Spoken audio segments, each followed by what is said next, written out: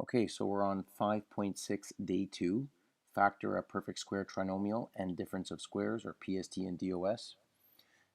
Well, to jump right in here, we have two circles, a larger circle and a smaller circle, and we're looking to find a simplified algebraic expression for the area of the shaded region only.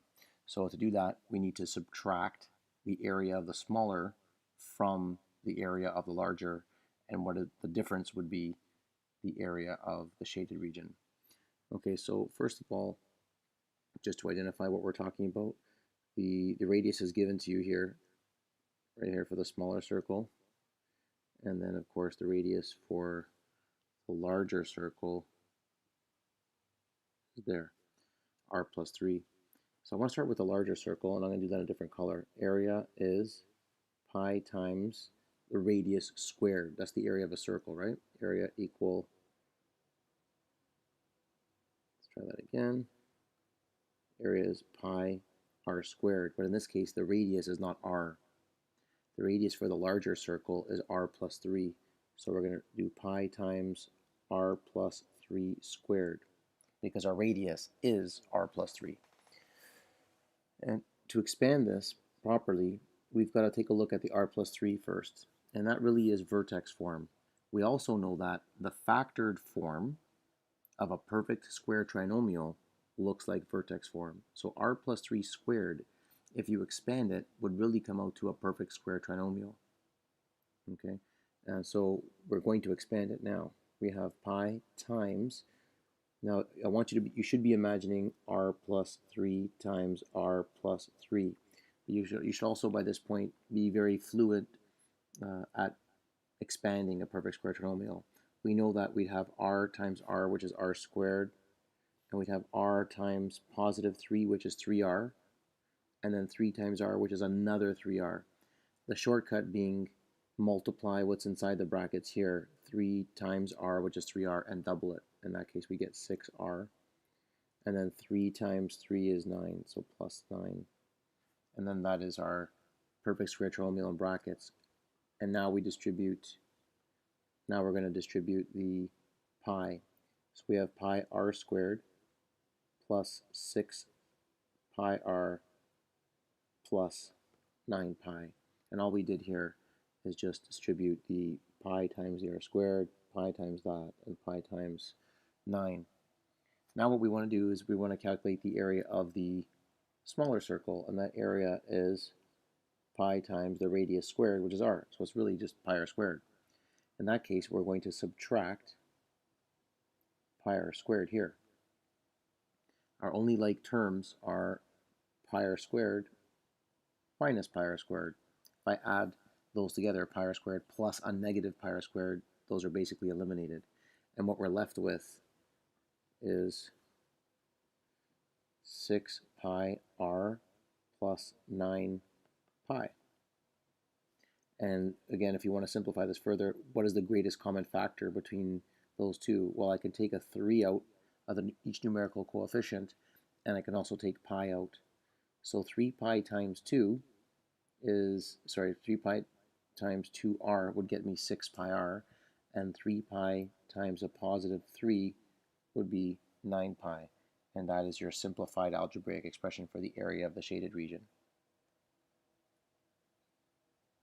Now we want to graph this expression, or this parabola.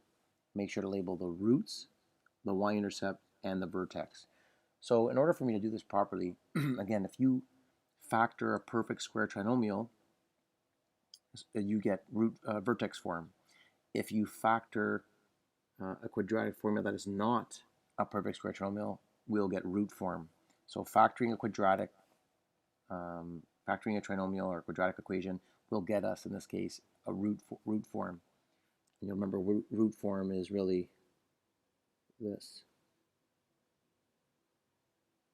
Okay, so we'll take our y equal x squared minus 2x minus 8. That's what I really want to start with. So y equal x squared minus 2x minus 8. And what I'm really looking for, you'll recall, remember the a value here is 1. It's imaginary, right? We don't write it, but the a value there is actually 1. And what I want to do, I'm looking for two numbers that multiply to -8 and add up to -2. What are the factors of 8 that two numbers that are factors of 8 that multiply to -8 and add up to a -2? Well, you should know that the factors of 8 are 1 times 8 and 2 times 4.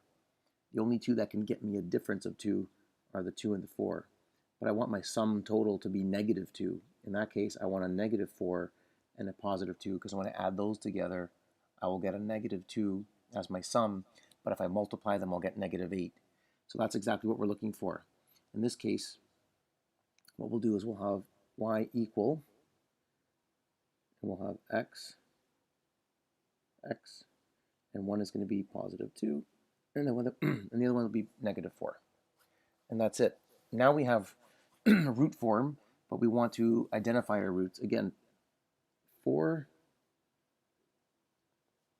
the roots, y must equal 0. Well, why is that? Because the roots, also known as our zeros, are really the x-intercepts, right? So the roots are also known as the zeros, or x-intercepts. Same thing. So at the x-intercept, or at the x-axis, y has a value of 0. In this case, we really have 0 equal x plus 2, x minus 4. And the only way something times something else can equal 0 is if one of those two has a value of 0, because something times 0 will equal 0. So we know that x plus 2 equals 0, or x minus 4 equals 0. If x plus 2 equals 0, then x is going to equal -2. And if this is the case, x minus 4 equals 0, then x equal +4. So now we know that our roots are -2 and +4. So I can go ahead and mark my root, -2 and +4. If I want to find, so we've got the roots taken care of, check. Now we need the y-intercept and the vertex. Well, the y-intercept is pretty simple. So I'll do that over here. The y-intercept.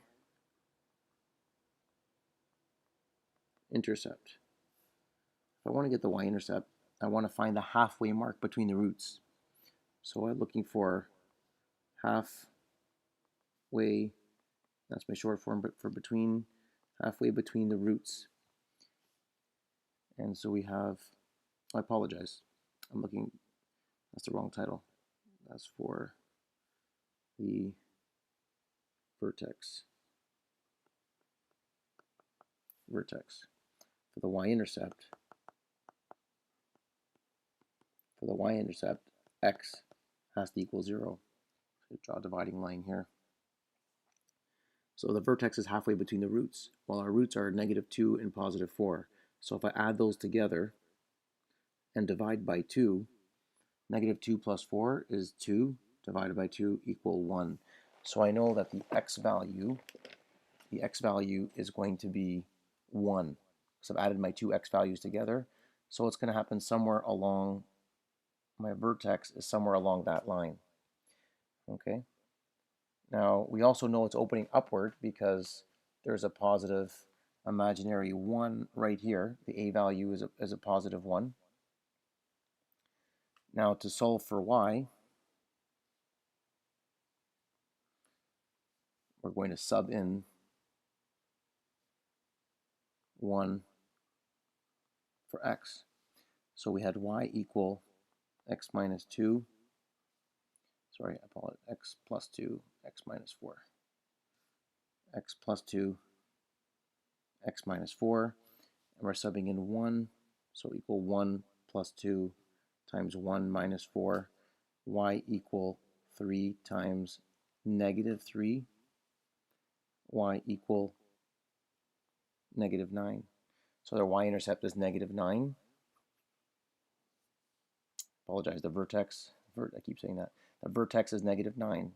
So we know the vertex is 1 for the x negative 9 for the y. So I'll go ahead and document that here. 1, negative 9 right there. That's our vertex. And let's look for the y-intercept. X has to be 0 in this case. So again, we have y equal x plus 2, x minus 4. X has to equal 0, so we have 0 plus 2, 0 minus 4, y equal 2 times negative 4, y equal negative 8. So the y-intercept is 0, negative 8. And we can document that here as well. There we go. Okay, and then we can easily draw that. I'm going to want to get that a little clearer. And there's our parabola. We've identified our x-intercept, our vertex, and our two roots. So y-intercept and vertex and our roots, and we're done. And that's it. Hope you understood that. Any questions? We'll see you in class.